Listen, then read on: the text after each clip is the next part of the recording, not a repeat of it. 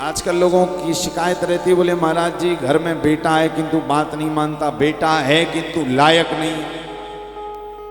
उसका कारण समझिएगा। बेटे संस्कारी बने, बेटे लायक बने, उसके लिए क्या करना पड़ेगा?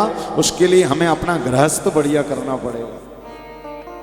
शास्त्र कह रहे हैं गृहस्थ बुरा नहीं है, किंतु गृहस्थ में रहकर लोग गृहस्थ का उपयोग बुरा करने लगते हैं।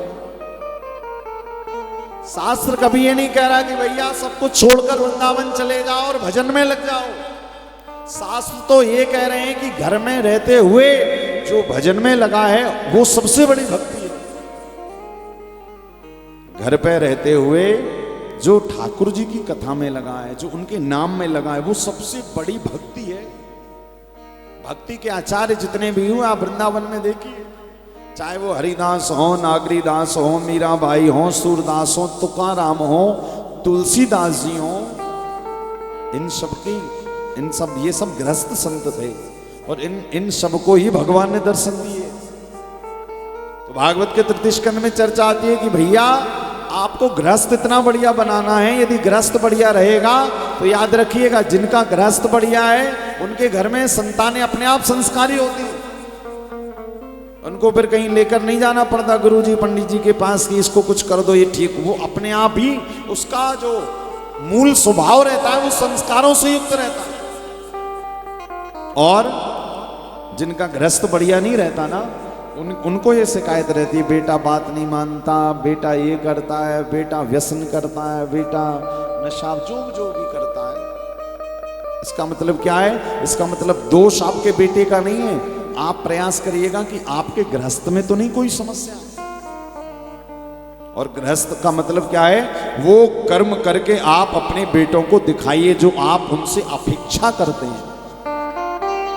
आप चाहते हैं बेटा आपकी बात माने, तो पहले आप अपने माता पिता की बात मानना शुरू करो। आप चाहते हो कि बेटा व्यसन ना करे, तो घर पे जो भी माता पिता व्यसन करते हैं वो व्यसन करना बंद करें। आजकल एक शिकायत रहती है कि महाराज जी बेटा दिन भर मोबाइल में गेम खेलता रहता है। तो आजकल घर में महाराज जवान माताएं तो छोड़ो, बूढ़ी बूढ़ी माताएं भी लगी रहती हैं। देखो हमने अभी नाम नहीं लिया, इशारा बस किया और आप लोग समझ गए कितना अनुभव में आ गया है वो यंत्र है।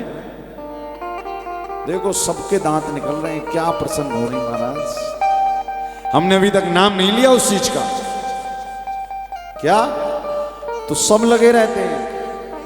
ट्रेन में हम जा रहे थे एक बार, तो एक 70-75 साल की माता जी मिली, थोड़ा एडवांस थी दिल्ली की। तो किसी को मैसेज टाइप कर रही थी, कुछ लिख रही थी और बड़ी देर से बेचारी परेशान थी। तो हमने कहा माता जी हम आपकी कोई हेल्प कर दें, मदद कर दें, लाइए। बोले नहीं महाराज जी हमसे आ जाता है। हमने कहा आप लिख ले? बोले हाँ लिख लें। फिर उन्होंने, अच्छा आजकल माताओं के मोबाइल चलाने वाले चश्मे भी अलग है, पढ़ाई के अलग, मोबाइल चलाने वाले अलग। फिर उन्होंने दूसरा चश्मा निकाला, लगाया, फिर टाइप किया। हमने कहा वाह भाई ये भी एक टेक्नोलॉजी है, अच्छी बात है। किंतु कथा कह रही है, शास्त्र कह रहे हैं कि पहले जो आप अपने बच्चों से चाहते हैं पहले वो उन्हें करके दिखाइए। और आजकल तो महाराज मोबाइल का इतना खराब जमाना है कि 2-2, 3-3 साल के बेटे पैदा होते और बिना मोबाइल के ना तो खाना खाते ना पानी पिए। और कोरोना ने तो और सिखा दिया बच्चों को मोबाइल। पानी भी पीते हैं तो मोबाइल में कार्टून देखकर। ये आजकल घर घर की कहानी है। तो भागवत का तृतीय स्कंद क्या कह रहा है? यदि हम घर में चाहते हैं कि हमारे घर में कपिल मुनि जैसा बेटा हो, तो भैया हमें अपना गृहस्थ भी कर्दम और देवहूति के जैसा बनाना पड़ेगा। गृहस्थ का सबसे बढ़िया सुख क्या है? गृहस्थ का सबसे बढ़िया सुख है कि पति पत्नी दोनों आपस में प्रेम से रहें। और उससे भी बड़ा सुख क्या है कि दोनों का मन भजन में लगा हुआ।